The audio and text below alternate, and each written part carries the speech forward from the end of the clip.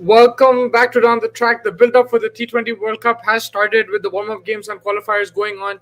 The qualifiers in Muscat, we saw yesterday Bangladesh losing to Scotland, Oman winning against Papua New Guinea. Today it was Netherlands versus Ireland in the first game, and Ireland winning comfortably by 7 wickets. They chased it down easily. For Holland, the big stars, Van der Merwe getting out on zero, Tender Scott also making zero. It was just Max O'Dowd, their opener, hitting 51 of 47, but that was not enough. It was a good pitch to bat on in the second half, and Ireland made most of it with Garrett Delaney 44 of 29 and Paul Sterling 30 of 39. It was slow. The pitch was slow actually, but it got better as the game became better. To be honest with you, Kevin O'Brien just making 9 of 10, and yeah, the medium pacers doing well for Ireland. They slow down the pace, the slower ball cutters. I think 140, 150 would have been a good score. 130 odd was a bit below par. And yeah, really good start for Ireland. Now they're the team to beat. I think they have a very good chance of qualifying.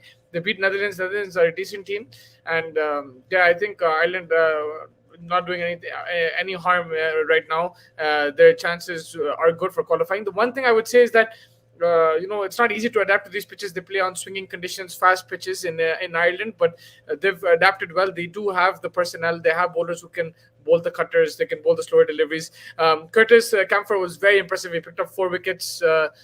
And the economy was just six up. I think 6.2 is 6.6, and even what's his name, Mark Eder, who bats as well, 4 overs, 9 runs, 3 wickets, economy of 2.25. So they have a lot of bowlers who can bat, batsmen who can bowl, chipping in, bowling those cutters. They have some spinners as well. So Ireland looking decent. Holland, they'll be disappointed their big players didn't step up, but Ireland is a very good team. So now they just have to come back strong in the next game and see how it goes from there.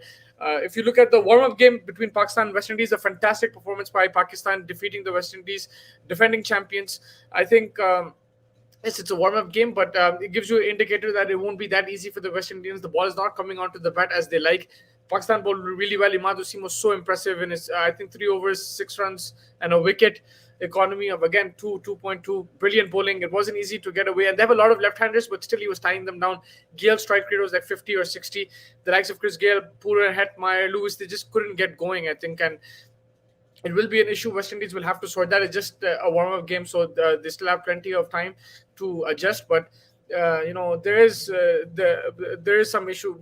There is a worry for West Indies, and Pakistan are looking good. Of course, they do. They will have weakness and stuff, but they're looking good. Babar Azam again getting into form, finding the gap, finding the boundary, timing the ball well. Fakhar Zaman, I thought he batted really well, striking the ball big, clearing the boundary easily. These are smaller grounds, but it's good to get that middling the ball, and yeah, they both look good.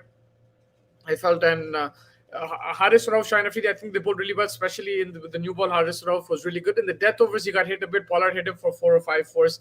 So something to watch out over there for Pakistan. The death bowling, can they improve on that? That's something they will want to work on. But their spinners and the way their batsmen played, I think that's a big, big plus.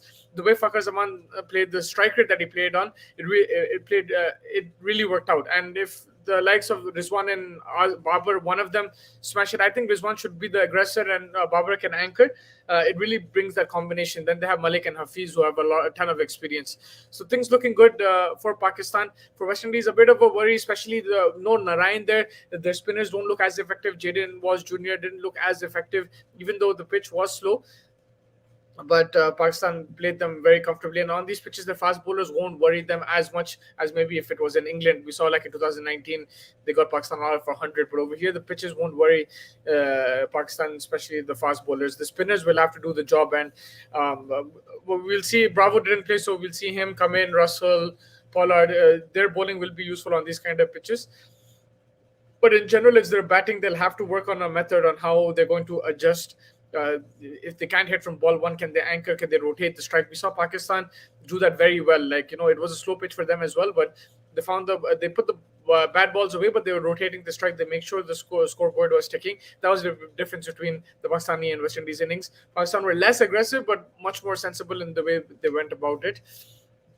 And yeah, things are looking good for Pakistan. Let's see what, like I said, the death bowling, that's something they'll probably look to improve. And it'll be interesting to see how their batsmen play under pressure as well. But I think it's a good start for them. For West Indies, they'll have to go back to the drawing board, fix a few things, and see how it goes.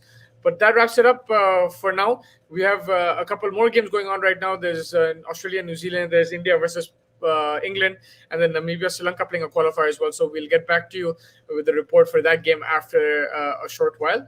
But thank you so much for joining me. The World Cup is back. Make sure like and subscribe for the latest content. Thank you so much.